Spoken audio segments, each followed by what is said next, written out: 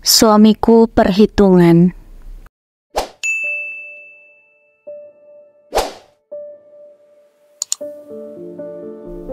Assalamualaikum warahmatullahi wabarakatuh. Apa kabar Bunda? Semoga Allah selalu memberikan kebahagiaan. Aku sudah menikah selama 5 tahun. Namun, tak pernah aku merasakan menjadi seorang istri yang dimanjakan dan dihargai oleh suamiku sendiri. Dulu, suamiku bukanlah orang kaya seperti sekarang. Kami pun rumah dulu sering bocor saat hujan, karena hanya rumah yang seperti itulah yang mampu suamiku sewa.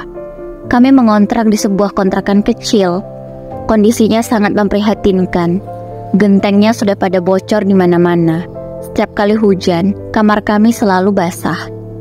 Aku rela tidur di lantai agar suamiku bisa tidur nyaman di kasur, sebab kasur bagian tempat suamiku tidur sudah basah dengan air hujan. Aku ikhlas, karena suamiku harus bekerja besok paginya. Aku tak mau suamiku mengantuk karena kurang tidur. Biarlah aku saja, karena aku masih bisa tidur siang besoknya. Selama suamiku masih susah, tak pernah aku mengeluh sama sekali. Aku berusaha mendampingi suamiku apapun yang terjadi. Mau dia kaya maupun dia miskin, aku berusaha untuk selalu ikhlas mendampingi suamiku. Aku berusaha membantu perekonomian keluarga saat kami masih susah dulu. Aku berjualan gorengan keliling. Ya, walaupun keuntungannya tidak seberapa, lumayan bisa untuk makan kami sehari-hari. Jadi, uang kerja hasil suamiku bisa ditabung untuk kami membeli rumah.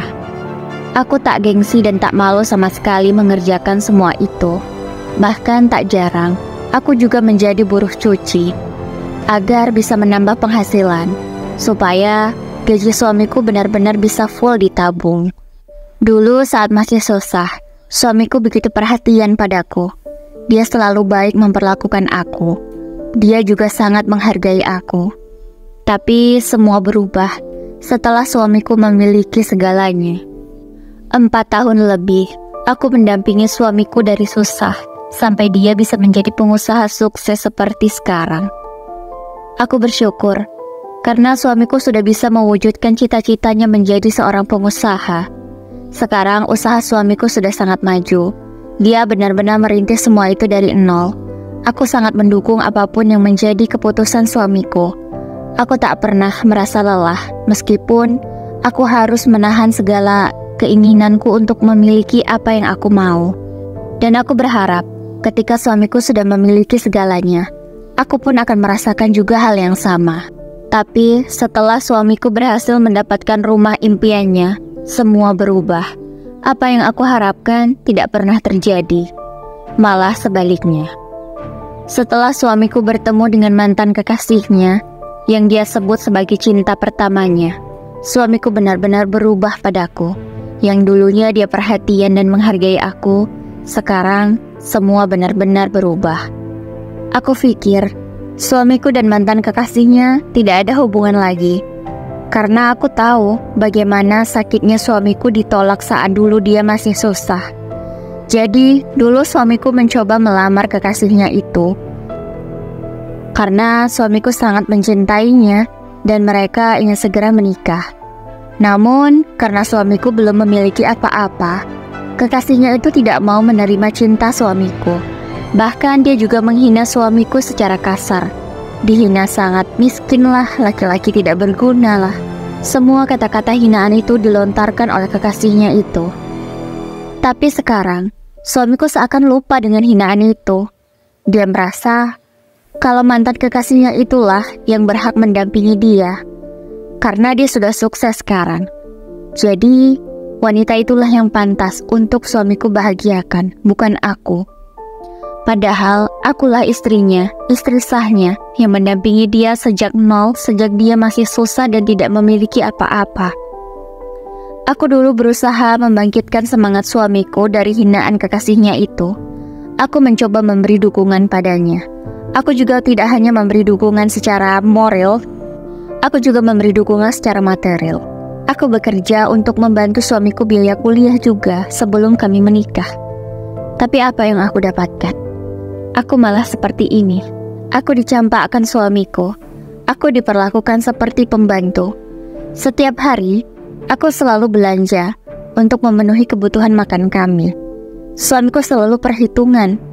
Dia hanya mau mengeluarkan uang 50.000 setiap harinya untuk kami makan. Padahal, tentu uangnya sangatlah banyak karena dia seorang pengusaha yang sangat sukses. Dia selalu memberi catatan apa saja yang harus aku beli setiap harinya. Dan aku harus belanja ke pasar agar harganya lebih murah. Dia akan selalu meminta nota dari setiap belanjaan yang aku beli. Sekalipun itu, nominalnya hanya 5.000 atau 2.000 rupiah saja. Dan jika ada kembalian, aku harus mengembalikan semua uang kembalian itu padanya. Tidak boleh kurang sedikit pun, meskipun itu hanya 100 rupiah. Selama suamiku sudah sukses, dia tidak pernah memberikan uang padaku. Dia hanya memberi uang belanja. Itu pun, tak boleh aku memiliki uang kembalian itu jika ada sisanya. Apalagi untuk uang perawatan dan membeli baju, tidak pernah sama sekali. Bajuku hanyalah baju-baju lamaku yang sudah lusuh. Jika aku bersanding dengan suamiku, aku memang terlihat seperti pembantu, bukan istrinya. Sedangkan suamiku sekarang sudah bisa membeli baju dan barang-barang mewah, sehingga aku dan dia terlihat jomplang sekali. Dia juga tak pernah mengajakku bertemu dengan klien-kliennya, karena tentu dia malu mengajakku. Dia juga tak pernah mengakui aku sebagai istrinya di depan semua orang. Aku ini hanya status saja, tidak benar-benar diakui sebagai istri oleh suamiku sendiri. Hari itu, setelah lelah mengerjakan semua pekerjaan rumah, karena rumah itu sangat besar, aku merasa sangat lelah sekali. Tapi hari itu tak seperti biasanya. Rasanya aku ingin pingsan. Tapi suamiku tak peduli. Dia tetap berangkat kerja dan meninggalkan aku yang masih sangat lemah. Aku berusaha untuk ke rumah sakit sendiri. Dia hanya memberi aku uang 200.000 untuk cek rumah sakit. Kuharap uang itu cukup untuk aku memeriksakan diri. Aku takut jika aku sakit. Tentu suamiku akan marah karena dia merasa aku itu sangat merepotkan. Tadi saja bukannya menolongku, dia malah marah-marah karena aku menyusahkan, katanya. Aku benar-benar sakit hati dengan ucapan suamiku. Selama ini aku mendampinginya, tak pernah dia anggap aku sebagai istri. Betapa tega dan kejamnya suamiku itu. Aku rasanya tidak sanggup lagi. Aku ingin berpisah dari suamiku. Aku sudah merasa terhina sekali.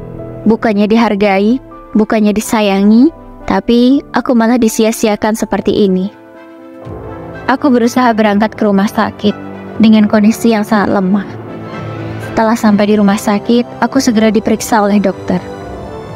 Ternyata aku hamil. Aku tidak tahu aku harus bahagia atau sedih. Aku sudah menantikan kehamilanku ini selama 5 tahun lebih.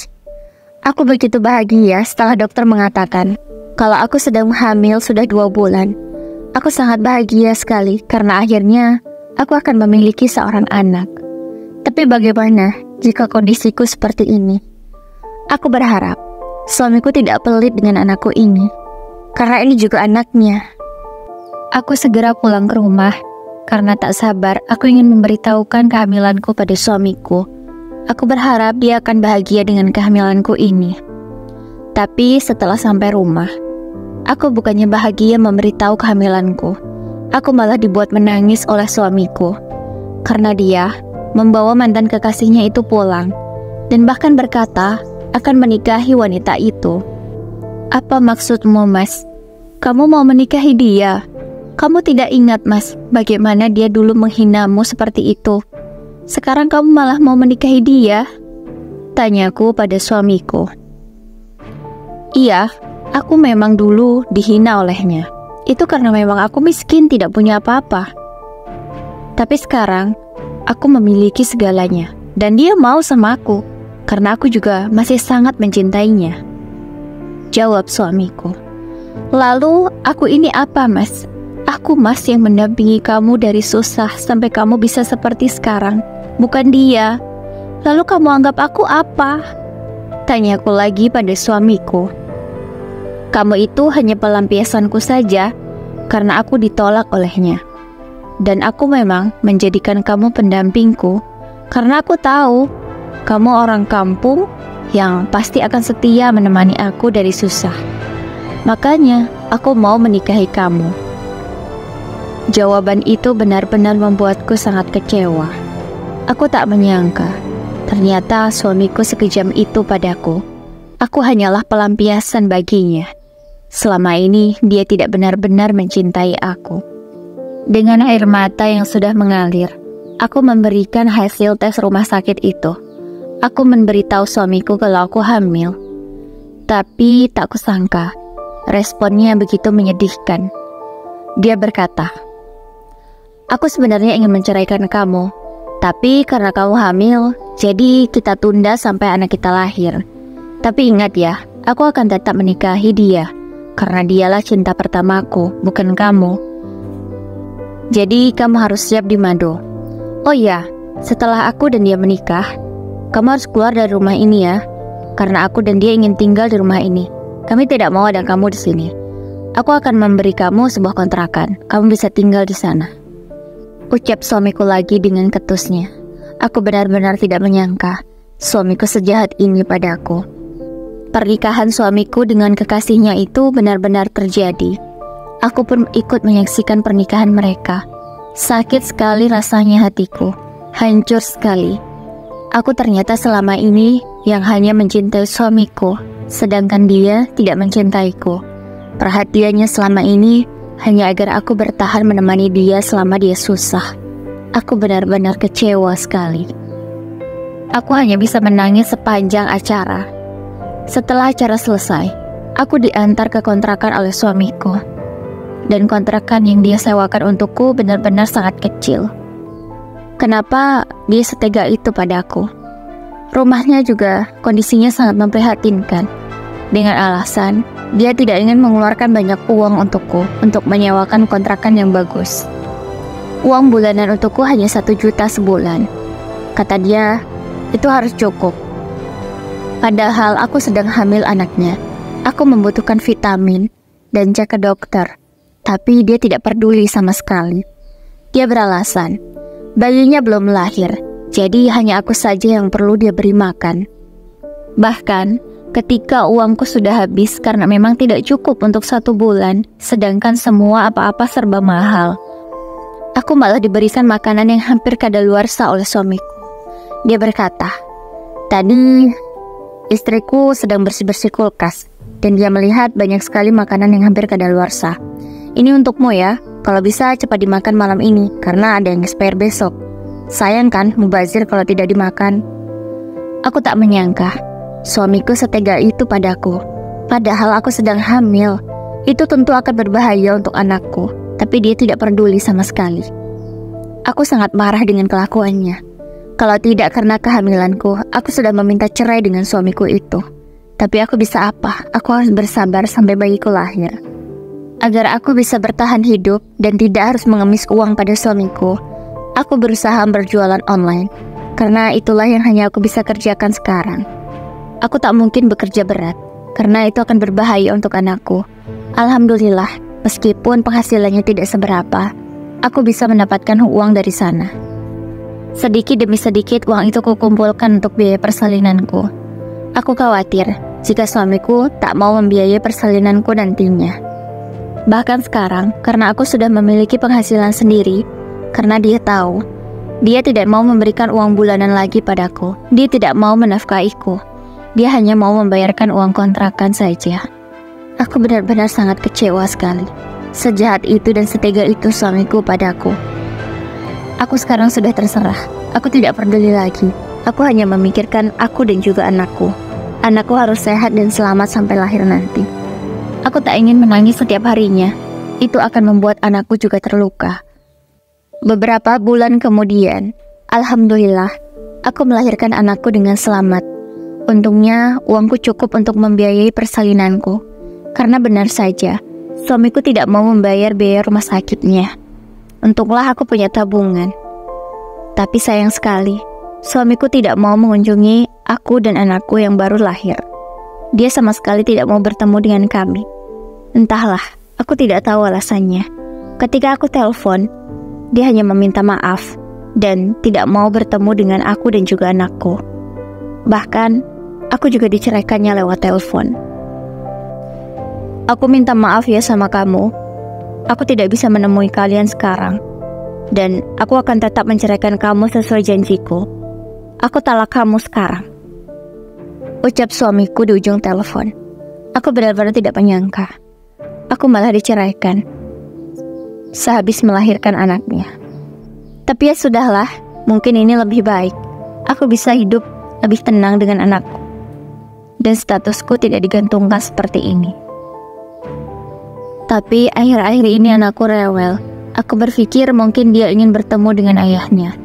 Aku lalu ke rumah suamiku, tapi aku bingung sekali karena rumahnya terdapat tulisan disita oleh bank. Aku tidak tahu dia kemana. Kenapa hanya dalam waktu beberapa bulan saja rumah itu sudah disita oleh bank? Apa yang terjadi sebenarnya? Aku lalu menelpon mantan suamiku itu. Aku mencari tahu dia berada di mana. Dia memberitahu kalau dia sedang ada di rumah mertuanya. Aku lalu menuju ke rumah mertuanya itu. Aku sangat kasihan melihat kondisi mantan suamiku itu. Dia disuruh-suruh oleh mertuanya, disuruh mencuci mobil, menjadi tukang kebun, dan menjadi supir. Dia diperlakukan seperti pembantu. Bahkan dia juga bercerita kalau dia sering sekali diberi makanan yang hampir kadaluarsa. Aku benar-benar kasihan padanya. Dia menyesal sekarang. Dia merasa kalau apa yang dia terima sekarang adalah karma, karena dia memperlakukan aku dengan kejam seperti itu. Dia merasa kalau apa yang dia terima sekarang sama persis dengan apa yang dia lakukan pada aku.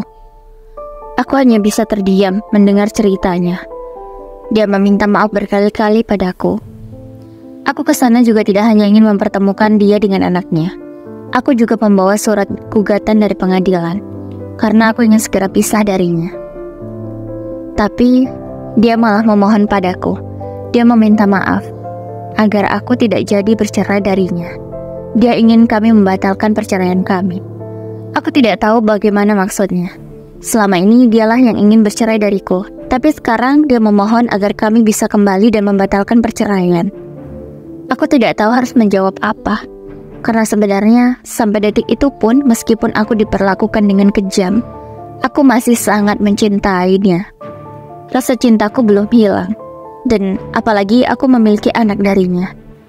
Aku tak ikhlas. Aku juga tak ingin anakku merasakan tidak memiliki seorang ayah.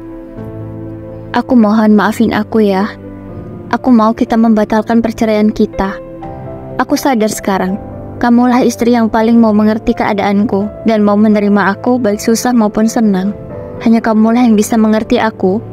Aku mohon maafin aku ya. Kamu mau kan rujuk lagi sama aku? Aku mau kita memperbaiki semuanya. Aku berjanji akan menjadi suami yang lebih baik. Aku akan berubah. Aku tidak akan seperti ini lagi. Aku minta maaf ya, kata suamiku. Aku tidak tahu mas jawabannya. Aku tidak bisa menjawab sekarang. Aku pergi dulu ya. Aku meneteskan air mata. Aku tidak tahu harus bagaimana. Di sisi lain aku masih sangat mencintainya. Tapi di sisi lain aku juga kecewa dan sakit hati. Setelah dia berpisah dari istri keduanya, dia benar-benar membuktikan ucapannya. Dia berusaha bangkit lagi agar bisa membuka usaha yang baru, karena dia sudah kehilangan semuanya. Usahanya sudah bangkrut waktu itu. Dia berusaha bangkit, mulai dari nol lagi, menjadi karyawan biasa lagi, dan mengajukan proposal agar dia bisa membuka usaha lagi. Selama ini, dia sudah berusaha baik.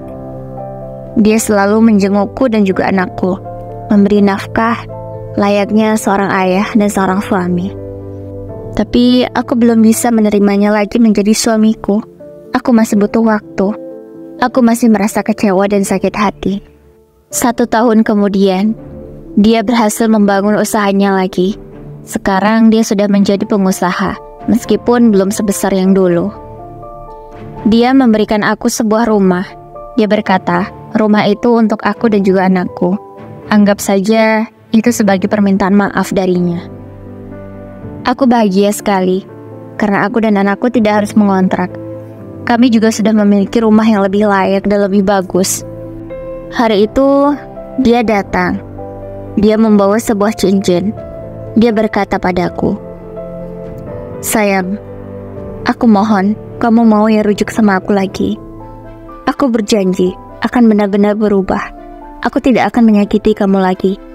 Hanya kamulah yang bisa mengerti aku. Jika nanti aku berkhianat darimu, aku siap kamu tinggalkan. Bahkan aku siap kamu penjarakan. Aku berjanji padamu, aku akan membahagiakan kamu dan juga anak kita. Aku bahagia jika kamu mau menerima aku kembali. Aku mau kita rujuk lagi ya. Aku mohon." Aku sekarang benar-benar sadar kalau aku juga mencintai kamu, ucapnya padaku. Sambil berlutut, dia memohon agar aku mau menerimanya kembali. Sebenarnya, aku masih kecewa. Tapi, melihat usahanya selama ini, dia benar-benar serius dan benar-benar menunjukkan kalau dia sudah berubah. Aku lalu memaafkan kesalahannya dan memberi dia kesempatan kedua. Tapi Mas, ini kesempatan terakhir untukmu. Jika kamu melakukan kesalahan yang sama, aku tidak mau lagi bersamamu, Mas. Iya, aku janji. Aku akan menjaga kamu, mencintai kamu dan anak kita. Aku akan berusaha membahagiakan kalian. Aku tidak akan melakukan kesalahan yang sama. Aku janji akan berubah. Iya, Mas. Aku mau menerima kamu lagi. Akhirnya, aku dan suamiku itu rujuk kembali. Memaafkan memang tidak akan bisa mengubah masa lalu. Tapi aku berusaha memaafkan agar bisa mengubah masa depan menjadi lebih baik. Demikian kisahku. Terima kasih yang sudah menonton. Semoga kalian selalu diberikan kesehatan. Jangan lupa subscribe ya. Wassalamualaikum warahmatullahi wabarakatuh.